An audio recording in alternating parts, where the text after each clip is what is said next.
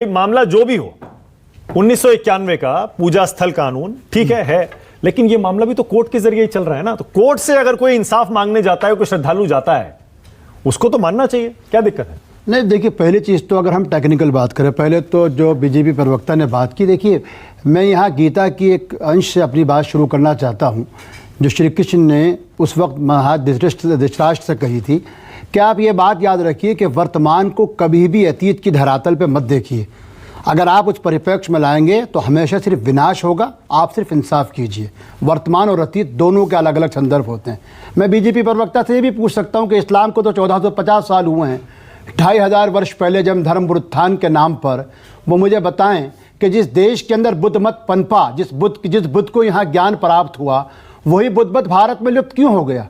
क्यों यहाँ से फिलिपाइन तक पहुँचकर भारत के अंदर लुप्त हो गया? मुझको बताएं, उन राजाओं के नाम बताएं जो कहा करते थे एक एक बुद्ध भिक्षु के बदले 100 सोने की मुद्राएं बांटा करते थे। पर मैं उस चर्चा में नहीं जाना चाहता। मेरा सीधा कहना यह है जो सर्वोच्च न्यायालय ने कहा, और मुझको उम्मीद है कि आप बड़े धैर्य से सभी लोग सुनेंगे। सर्वोच्च न्यायालय ने इस सर्वे के विषय में और ASI के बारे में कहा कि हम इस बात को आपको बताना चाहते हैं कि ASI की साक्ष्य से पता चलता है कि बाबरी मस्जिद का निर्माण एक संरचना पे किया गया था जिसकी वास्तुकला इस्लामी नहीं है। परंतु इस बात को भी माना जाना चाहिए कि अगर कोई इस तरीके का निर्माण कहीं मौजूद है और उसके नीचे कुछ अंश मिलते हैं तो ये इस बात का प्रमाण माना जाएगा कि वहाँ किसी चीज़ को ताकत के बल पर तोड़ा गया था। ये सर्वोच्च न्यायालय ने अपने उसमें कहा, यानी ASI की रिपोर्ट और उसके सर्वे को मानने से इनकार कर दिया। सीधा उन्होंने कहा कि बाबरी मस्जिद का और अयोध्या फैसला इस बुनियाद पर दिया जा रहा है कि चूँकि सर्वोच्च न्यायालय के अंदर मुस्लिम पक्ष ये साबित नहीं कर सका कि उनका कब्जा वहाँ बहाल था। भाई सुन लीजिए, काशी हो या मथुरा हो, हम 3 चीज़ें चाहते हैं और बीजेपी को उसका जवाब देना चाहिए।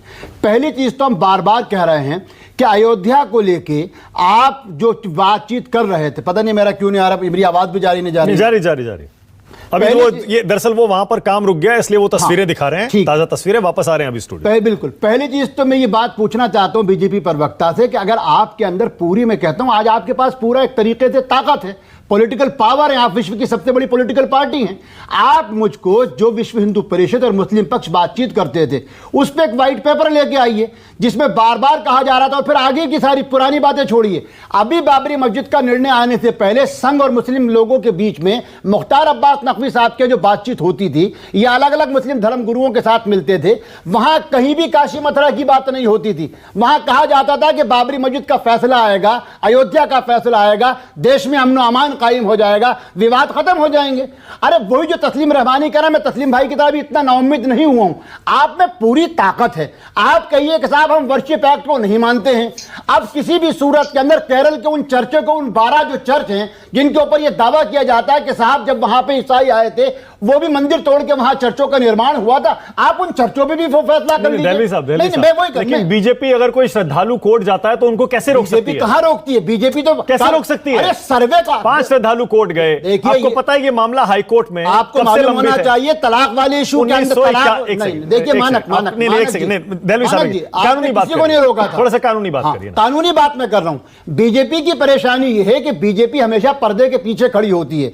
सायरा बानो केस के अंदर दुनिया जानती है कि उस वक्त के कानून मंत्री ने अपने ऑफिस से उनको पूरी मदद पहुंचाई थी। ठीक है, यह बात दुनिया जानती है कि अभी जो उससे क्या फर्क पड़ता है? हमारा दहलवी साहब कौन किसको मदद कर रहा है उससे क्या फर्क पड़ता है? कोर्ट का आदेश तो मानना चाहिए ना। मतलब जो तस्लीम रहमानी साहब और मैं कह रहे हैं, हम इस मुल्क में जमहूरी मुल्क में रहते थे जिसका अपना एक संविधान था। तो संविधान कोर्ट जो है संविधान के तहत ही चलती है। आज तो वो मानने को तैयार नहीं है ना, किसी भी सूरत को मानने को तैयार नहीं। वो तो कह रहा है आक्रांता आए थे, ये कर दिया, फला कर दिया, तो सीधा ये कह दें कि हम इस तरीके से करने को तैयार हैं। अच्छा, मस्जिद में इस पूरे कंपाउंड में सर्वे या वीडियोग्राफी क्यों नहीं हो सकती? क्यों करने की इजाजत देंगे हम? कल आप कहेंगे कि हमको जामा मस्जिद में आना है, परसों आप कहेंगे हमको मस्जिद फतेहपुरी में आना है, फिर आप कहेंगे कि साहब हमको फला चर्च में जाना है। कोर्ट ने आदेश दिया। कोर्ट को क्या वो है? आप वर्शिप एक्ट लागू, सरकार ने अपने हलफनामा क्यों दायर नहीं करा? तो फिर इसमें जो पार्टी है उसको सुप्रीम कोर्ट जाना चाहिए। बिल्कुल कोर्ट जाना चाहिए, हम कोर्ट जाएंगे। अभी तक नहीं गए ना। अरे भाई सवाल अभी तो जो लोकल कोर्ट का ऑर्डर है, आप एक बात बताइए, स्टेटस को मेंटेन करना तो सरकार का काम था ना। दहलवी साहब, स्टेटस को कैसे मेंटेन करेगा कोई? मैं तो सिर्फ कोर्ट पर हूं, मैं कानून की बात कर रहा हूं, मैं और कुछ नहीं कह रहा हूं। अगर स्थानीय अदालत ने कहा भाई वीडियोग्राफी करा दो,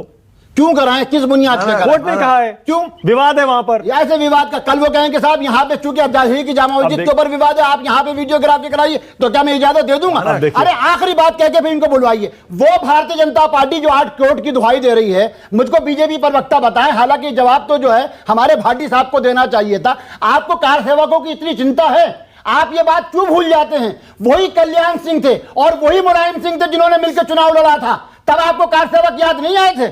आप मुझको बताइए, आपका बात करते हैं सुप्रीम कोर्ट की, वही सुप्रीम कोर्ट है। और अभी जो दिल्ली की जहांगीरपुरी के अंदर बिल्डोजर के ऊपर स्टे दिया बीजेपी के लोगों ने, क्या कुछ सुप्रीम कोर्ट को, आप हमको सुप्रीम कोर्ट का सम्मान दिखाते हैं? अरे आपको तो लीगल से, आप चाहते हैं आईटी सेल की तरह एक लीगल सेल हो जो जजों को भी बताए कि हमको क्या करना है। ऐसा नहीं चल सकता देश के अंदर। आप डरा के धमका के इस तरीके से किसी नागरिक को निसात नहीं कर सकते हैं।